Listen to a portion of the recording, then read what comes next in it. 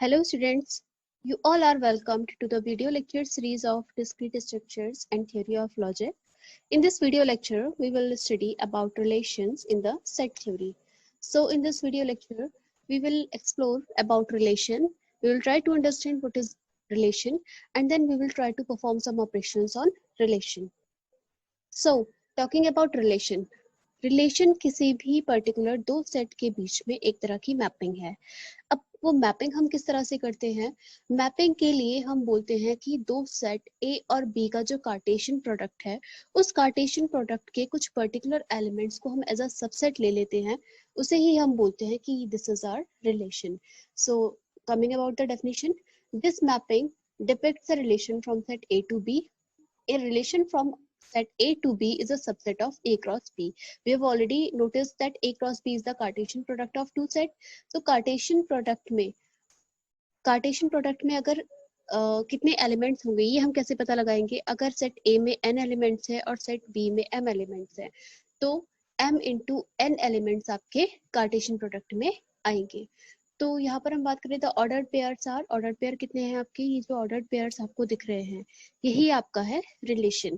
For example अगर हम diagram से देखने की कोशिश करें तो डायग्राम में 1 को आपने मैप किया है C से, 2 को मैप किया है N से, 5 को मैप किया है A से, देन अगेन 7 को मैप किया है N से. तो यहाँ पर हमने क्या पहले रिलेशन का जो एलिमेंट बनाया कार्टेशियन प्रोडक्ट के थ्रू वो बनाया 1, C, then 2, N, 5, A, 7, N. तो this is the ordered pair और ये कहलाएगा हमारा पूरा रिलेशन. तो 1, C अगर हम बात करें रिलेशन में हम कुछ दो चीजें ऑब्जर्व करते हैं, एक होता है डोमेन और एक होता है रेंज. तो जो फर्स्ट एलिमेंट है किसी भी ऑर्डर पेयर का रिलेशन में, जितने भी फर्स्ट एलिमेंट है वो कहलाएंगे आपके डोमेन और जो सेकंड एलिमेंट है वो आपका क्या कहलाएगा? Range. Now coming to the relation,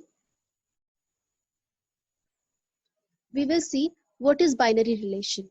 जब कभी भी आपकी मैपिंग बाइनरी रिलेशन क्या होता है? दो सेट्स के बीच में रिलेशन, यानी कि बाइनरी को हम हमेशा दो से डिनोट करते हैं. तो बाइनरी रिलेशन क्या डिनोट करेगा? किन्हीं भी दो सेट के बीच में रिलेशन. तो इसकी डेफिनेशन क्या होगी? Let A and B be non empty set. हमारे पास दो सेट है ए और बी और दोनों क्या है? दोनों ही हमारे नॉन एम्प्टी सेट है. तो नॉन एम्प्टी सेट के लिए हम क्या करेंगे? Then any subset R of the cartesian product A cross B is called a relation from A to B and is denoted by R. यानी कि अगर हमारे पास कोई दो नॉन एम्प्टी सबसेट है तब कोई भी उनके कार्टेशियन प्रोडक्ट का, यानी कि उनका कार्टेशियन प्रोडक्ट होगा A क्रॉस B, उस कार्टेशियन प्रोडक्ट का कोई भी सबसेट आपका क्या कहलाएगा? रिलेशन. अगर हम इसे सिंबॉलिकली देखें तो सिंबॉलिकली हम इसे इस तरह से डिनोट करते हैं R equal to x, y such that, इस सिंबल को मैंने आपको पहले ही बताया था, इस सिंबल को हम s सच दैट बोलते हैं.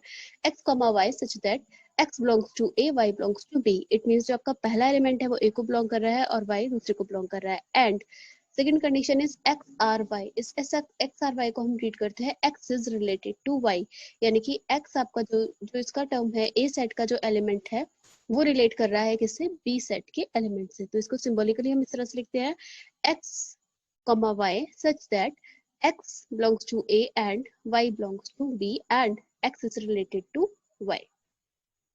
This is binary relation. Next हम देखते हैं इसमें कुछ टर्म, एक एग्जांपल से इसे डिनोट करते हैं. लेट्स से कि हमारे पास एक एग्जांपल है. हम यहाँ पर कह रहे हैं कि let a equal to 1 to 5 and b equal to 2, 4. हमारे पास दो रिलेशन है, a equal to 1 to 5 and b equal to 2, 4. अब हमें क्या करना है? एक रिलेशन एक्सप्रेस है, रिलेशन की जो कंडीशन दी है यहाँ पर वो दी है आपको कि इज लेस देन, यानी कि रिलेशन है इज लेस देन. अब हम यहाँ पर देखेंगे कि आप किस तरह से इन दोनों के बीच में रिलेशन के एलिमेंट फाइंड आउट करोगे, राइट? तो हम यहाँ पर देखते हैं कि A है हमारा 1 to 5, B है हमारा 2, 4. तो सबसे पहले हमने कहा था कि रिलेशन क्या है? रिलेशन किन्हीं भी दो सेट के कार्टेशियन प्रोडक्ट का सबसेट है, राइट? तो अब हम देखें A क्रॉस B. पहले हम A क्रॉस B निकाल लेते हैं सोल्यूशन करने के लिए. A क्रॉस B इसलिए निकाल रहे हैं क्योंकि पहले जब हमें कार्टेशियन प्रोडक्ट पता होगा तो उस कार्टेशियन प्रोडक्ट के कुछ एलिमेंट का, यानी कि उस कार्टेशियन प्रोडक्ट के हम सबसेट को ले पाएंगे. अब सबसेट अगर हम ले पा रहे हैं तो वही सबसेट क्या हो जाएगा? हमारा रिलेशन. और सबसेट की कंडीशन क्या दी है आपको? इस तरह से लेना है इज लेस देन वाला रिलेशन, यानी कि इस लेस देन वाली कंडीशन उसमें फुलफिल हो जाए. तो हमने कार्टेशियन प्रोडक्ट निकाला. कार्टेशियन प्रोडक्ट सभी को पता है. फर्स्ट एलिमेंट को इसके साथ मैपिंग की 1, 2, देन 1, 4 अगेन इसके सेकंड एलिमेंट को दोनों के साथ मैप किया 2,2, 2,4, देन 5 को मैप किया 5,2 and 5,4. So this is the cartesian product of our two set. अब कंडीशन दी है x is less than y, right, यानी कि पहला एलिमेंट दूसरे से छोटा होना चाहिए. तो हम ऑर्डर्ड पेयर किस तरह से निकाल पाएंगे? अगर हम यहाँ पर ऑब्जर्व करें 1,2 पहला एलिमेंट दूसरे से छोटा है तो ये हमारे रिलेशन में इंक्लूड हो जाएगा. नेक्स्ट 1,4 ये भी हमारे रिलेशन में इंक्लूड हो पाएगा. नेक्स्ट इज 2,2 क्योंकि ये दोनों एलिमेंट इक्वल हैं तो हमारी इस कंडीशन को फुलफिल नहीं कर रहा है तो इसे हम इस वाले एलिमेंट को हम अपने रिलेशन में इग्नोर कर देंगे. नेक्स्ट इज 2,4 ये भी हमारे रिलेशन में इंक्लूड हो जाएगा क्योंकि 2 इज लेस देन 4. अगेन 5,2 ये नहीं इंक्लूड होगा क्योंकि पहला एलिमेंट लेस देन नहीं है सेकंड एलिमेंट से. 5,4 ये भी इंक्लूडेड नहीं होगा. तो हमारे तीन एलिमेंट आए 1,2, 1,4 and 2,4. So our relation is r equal to 1,2, 1,4 and 2,4. So clearly r यहाँ पर क्या हो रहा है, r एक प्रॉपर सबसेट है a क्रॉस b का. ये सिंबल होता है प्रॉपर सबसेट के लिए.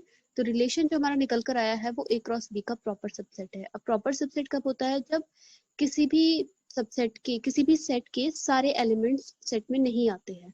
लाइक a क्रॉस b के सारे एलिमेंट r में नहीं है तो वो प्रॉपर सबसेट कहलाएगा.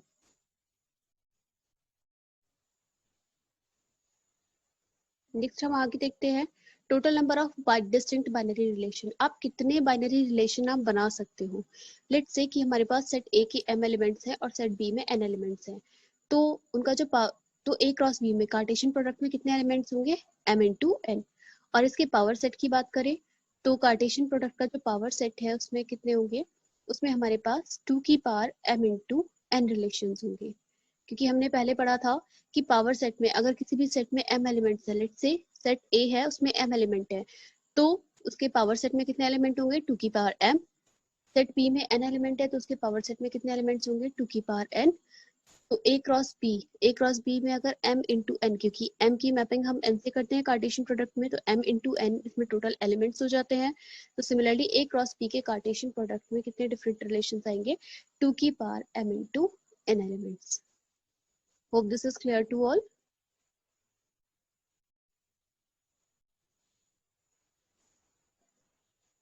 Next we will study about domain and range of relation. तो किसी भी रिलेशन की डोमेन और रेंज के बारे में जब हम बात करते हैं तो डोमेन मैंने आपको बताया किसी भी सेट का जो पहला एलिमेंट है, यानी कि जो रिलेशन आया है, रिलेशन का जो पहला एलिमेंट है वो आपका कहलाएगा हमारा डोमेन और सेकंड एलिमेंट कहलाएगा रेंज. बट इसे डेफिनेशन वाइज देखिए तो सिंबॉलिकली हम क्या लिख सकते हैं? डोमेन को लेट से dr से डिनोट किया, इसके डिनोट करते हैं डोमेन ऑफ r, रिलेशन की डोमेन. इसकी कंडीशन क्या होती है? x r में सारे x एलिमेंट आ जाते हैं such that x belongs to a, कि x आपका पहले सेट को बिलोंग करता है. एंड दूसरी कंडीशन है x, y belongs to r. दूसरी जो x, y जो ऑर्डर्ड पेयर है वो रिलेशन को बिलोंग कर रहा है. उस केस में जो आपका x है, x जो एलिमेंट है वो आपका क्या कहलाएगा? Domain. For some y belongs to b, जितने भी इसमें y है वो सेट b को बिलोंग करेंगे. Hope this is clear. मैंने पहले भी बताया है डोमेन निकालने के लिए किसी भी रिलेशन की जो ऑर्डर्ड पेयर का फर्स्ट एलिमेंट है वो आपका डोमेन कहलाएगा. सिमिलरली रेंज की डेफिनेशन हो जाएगी यहाँ पर आपकी कि r equal to y such that y belongs to b and x comma y belongs to r for some x belongs to a. So this is the definition of domain and range. अब हम देखते हैं कुछ operations on relation पे आप कौन कौन से ऑपरेशन परफॉर्म कर सकते हो. लाइक राइट, तो हमारा जो फर्स्ट ऑपरेशन है, first is complement of a relation. तो कॉम्प्लीमेंट किसी भी रिलेशन का हम किस तरह से फाइंड आउट करेंगे? राइट, हम लेट्स से कि हमारे पास एक रिलेशन है, consider a relation R from set A to B. हमारे पास दो सेट है, दो सेट पर हमने एक रिलेशन डिनोट किया जिसे हमने R बोला. तो R का कॉम्प्लीमेंट निकालना है. हमें पता है R का कॉम्प्लीमेंट या किसी भी पर्टिकुलर आइटम का कॉम्प्लीमेंट को हम R बार से डिनोट करते हैं या उसके एलिमेंट के बार से डिनोट करते हैं. तो लेट्स से रिलेशन का भी जो कॉम्प्लीमेंट है उसे R बार बोला या फिर R डैश से डिनोट किया. तो वो क्या होगा? इसकी डेफिनेशन की बात करें तो R बार हो जाएगा A, B such that A, B does not belong to R. यानी कि वो सारे कॉम्प्लीमेंट की बात करें तो कॉम्प्लीमेंट R का होगा वो सारे ऑर्डर्ड पेयर जो कि R में नहीं है, उन जो कि रिलेशन में इंक्लूडेड नहीं है, उन ऑर्डर्स पेयर को हम उसके कॉम्प्लीमेंट में इंक्लूड कर लेते हैं. अभी आपको एग्जांपल से ये चीज क्लियर होगी। हमने कहा कि किसी भी रिलेशन का कॉम्प्लीमेंट निकालने के लिए हम उन ऑर्डर पेयर्स को इंक्लूड कर लेते हैं जो कि हमारे रिलेशन में नहीं है। अब हम एग्जांपल से देखते हैं। Let's say x is 1 2 3, y is 8,9 and relation is given such this 1,8 2,8 1,9 and 3,9। अब हमें इस रिलेशन का कॉम्प्लीमेंट निकालना है। तो कॉम्प्लीमेंट निकालने के लिए हमने डेफिनेशन के अकॉर्डिंग अगर चले, डेफिनेशन कहती है कि उन ऑर्डर्स पेयर को लेना है जो कि आपके आर में नहीं है। तो हम यहाँ पर पहले क्या करें, x क्रॉस y निकाल लें। x क्रॉस y यानी कि इनका कार्टेशियन प्रोडक्ट निकाल लें। तो कार्टेशियन प्रोडक्ट होगा 1,8 1,9 2,8 2,9 3,8 3,9, यानी कि हर एलिमेंट को हमने हर एक से मैप कर दिया। ये आपका हुआ कार्टेशियन प्रोडक्ट। अब हम देखते हैं कि आर बार निकालने के लिए, अब इस कार्टेशियन प्रोडक्ट में जो एलिमेंट आर में नहीं है वो एलिमेंट हमारे कॉम्प्लीमेंट में आ जाएंगे। लेट्स से 1,8 रिलेशन में है यहाँ पर, तो ये कॉम्प्लीमेंट में नहीं आएगा। 1,8 को हम एक्सक्लूड कर देते हैं। 1,9 रिलेशन में 1,8 इसमें अवेलेबल है, इसलिए हमने इसे एक्सक्लूड कर दिया। 1,9 भी रिलेशन में अवेलेबल है, इसलिए हमने इसे एक्सक्लूड कर दिया। 2,8 भी हमारे रिलेशन में एग्जिस्ट कर रहा है, हम इसे भी एक्सक्लूड करेंगे। देन आते हैं हम 2,9। 2,9 हमारे रिलेशन में एग्जिस्ट नहीं कर रहा, तो ये हमारे कॉम्प्लीमेंट में एग्जिस्ट करेगा। देन अगेन 3,8 हमारे रिलेशन में नहीं है, तो 3,8 हमारे कॉम्प्लीमेंट रिलेशन में एग्जिस्ट करेगा। 3,9 रिलेशन में अवेलेबल है, तो 3,9 हमारे कॉम्प्लीमेंट में एग्जिस्ट नहीं करेगा। बहुत सिंपल है स्टूडेंट्स। तो हमें कॉम्प्लीमेंट निकालने के लिए क्या करना है, उन सारे ऑर्डर पेयर्स को लेना है जो कि आपके रिलेशन में नहीं है। Hope this is clear. तो आर बार आपका निकल कर आया 2,9 एंड 3,8।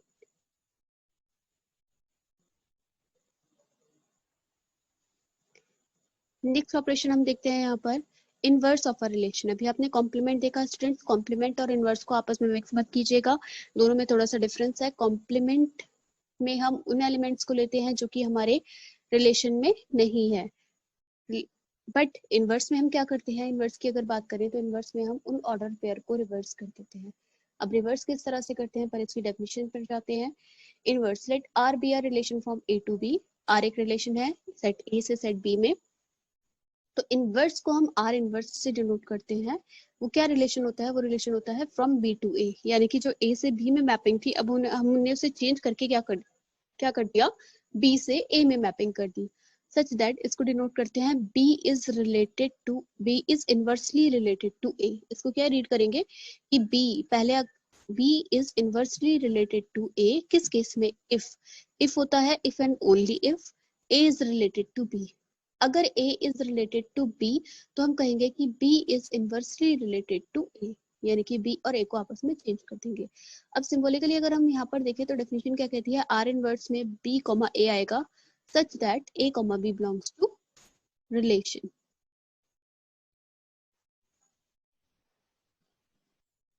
सो इस इनवर्स रिलेशन को अब हम एग्जांपल से समझते हैं। यहाँ पर आपसे एग्जांपल में कह रहा है find R inverse two the relation R on A defined by x plus y divisible by 2।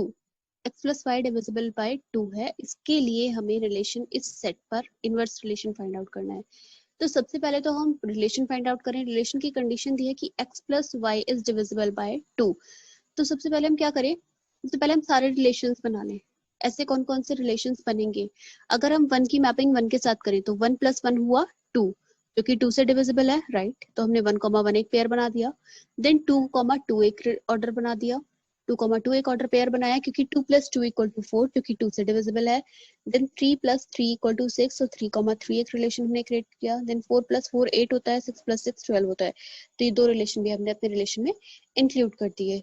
Next हम क्या क्या ले सकते हैं, 1 को अगर 2 के साथ ले, 1 + 2 होगा 3, जो कि 2 से डिविजिबल नहीं है, तो 1, 2 हम इग्नोर कर देंगे।